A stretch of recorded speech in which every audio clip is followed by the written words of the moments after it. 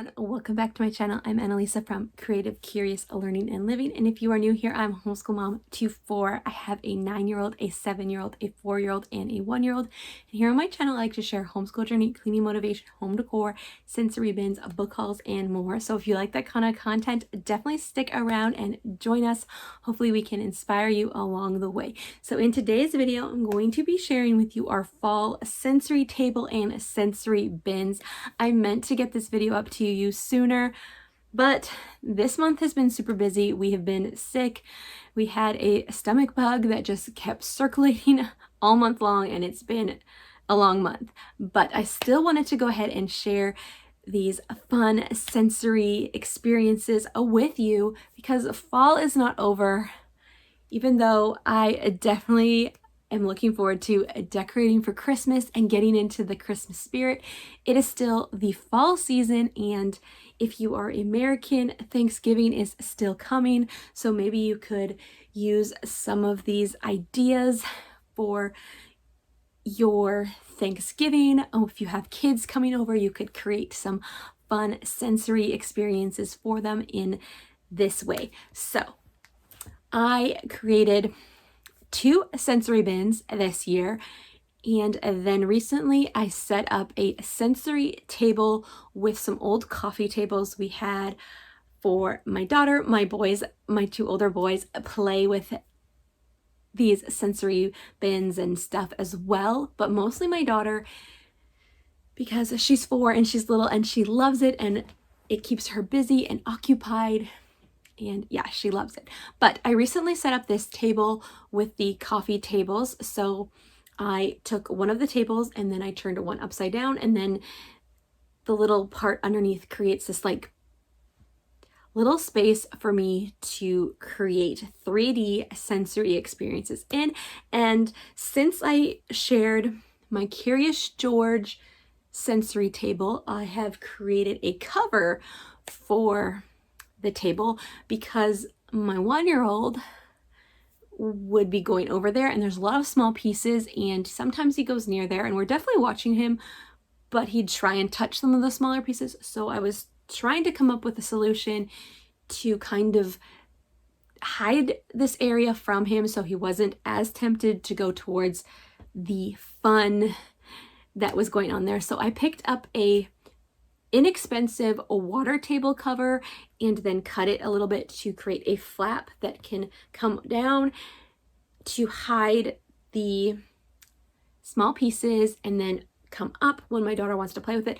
He can definitely still reach in, but he's not as drawn to it, and we just keep our eyes on him when he's in that area for sure.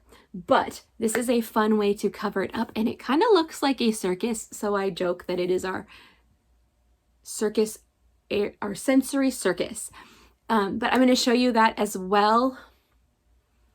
It's fun, and I'm really loving how this table turned out and how I can add more that I can in a bin. So I can raise the bar and have a lot more going on. So I'm going to turn the camera around, show you inside the 2 sensory bins for fall, and then show you inside the sensory table and what we have going on, and give you some ideas on how you can add some sensory play into your homeschool or your home or daycare, or however you work with kids. Maybe you can add some of these fun elements into your home.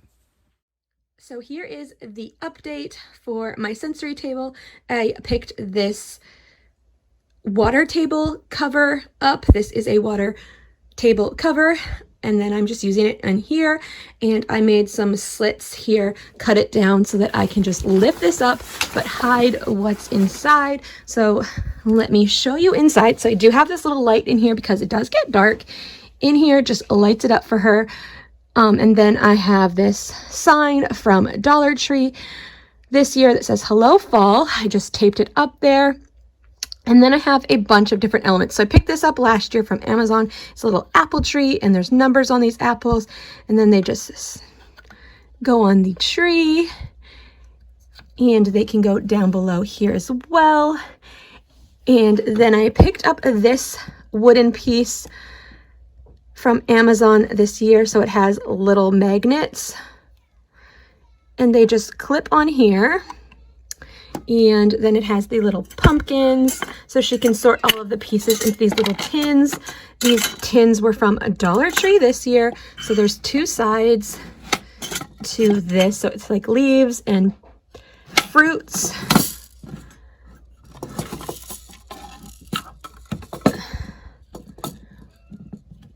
And then I also picked up this one. I feel like this was like Amazon Prime days. So this one has mushrooms and little monkeys and squirrels in the tree. And it also has the magnetic pieces on here. So the fruits and leaves can go onto this one as well. And then I also have this in here just as a fun little piece. This was like a Christmas present for my youngest. And I thought it would be fun in here. Just as a little sensory play item. And then these little bins came with these wooden trees. There's this one as well. And then back here, we just have some of those fabric pumpkins from Dollar Tree this year. My daughter's really liking them, so she has them all in the back there. And I thrifted this squirrel from the Value Village. I love him. I think he's so cute in there. Then I picked this up from the thrift store as well. This is a bottle drying rack, but I wanted to use it for like a sensory play. So these are from Dollar Tree this year, and she can play with that. She can push them in, she can pick them out. And then this is from a little board game, the Sneaky Hungry Squirrel or something, can't remember, but I picked that game up and I'm using that in the sensory bin so the squirrel can come in here and grab these and put them in the buckets. And he can grab the things off the tree and he can just have a good time. So lots of different fun pieces. Love the big play space with bigger items in this area. Love it. Okay, so here is inside one of my other sensory bins this year. So I picked this wooden tree up from Amazon, and this is some green puffle and then some pom-poms. So my idea is the pom-poms that are brown go down here in the tree. My kids have been playing with this, so it's not perfect, but that's okay. Sensory bins get used and played with, and that's the whole point. So these can also represent fruits in the trees. And then I have another pack of these little trick-or-treat bags, not bags, trick-or-treat tins.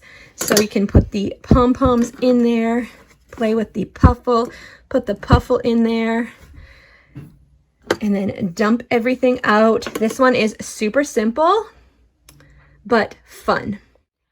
Okay, so here is another sensory bin that I set up for fall this year. I thrifted this wooden leaf from Value Village a few months back. I shared a video and I talked about this one. So I love this piece. So excited to create a sensory bin with it. Then these are from Dollar Tree. I also used a few of these packs in our sensory table. These are also from Dollar Tree. These are some little wooden cutouts, leaves. So they're not very sturdy, but they will be fun. Hopefully they will last. But have those so we can throw these in here and just play with them. You can bury them in the puffle. So I have some orange puffle in the background. And I do have a some tongs or some picker uppers in here. You could also throw the squirrel in here as well. That would be super cute. And he could hop around and grab the different elements. You could also put some of those tins in here as well. So many different options. I want to see if I can get another one of these guys from a board game. They're super cheap on Facebook Marketplace. That's where I got my game. So I want to pick up a few more of these because these are just so cute. Expensive on Amazon for the board game, but if you look on Facebook Marketplace, or you might be able to find some more of these super cute tongs. But look out for Christmas themed tongs and stuff at Dollar Tree. I saw some gingerbread ones this year for the upcoming Christmas. So super, super fun. And I love this sensory bin as well. That's all for today's video. I hope you got some ideas to add sensory play into your childcare area, wherever that is. So that is all for today's video. I hope you got some ideas to add sensory play into your homeschool, your home, your daycare, wherever you work with kids. And I hope you try out these ideas. I hope you have as much fun with them as we did, or you get an idea and you take it further. Sensory play is so much fun and we love it in our homeschool. So thank you so much for watching today's video, and if you liked it, give it a thumbs up and consider subscribing to my channel. I'd love to have you join us here, and I will see you in the next video. Bye for now.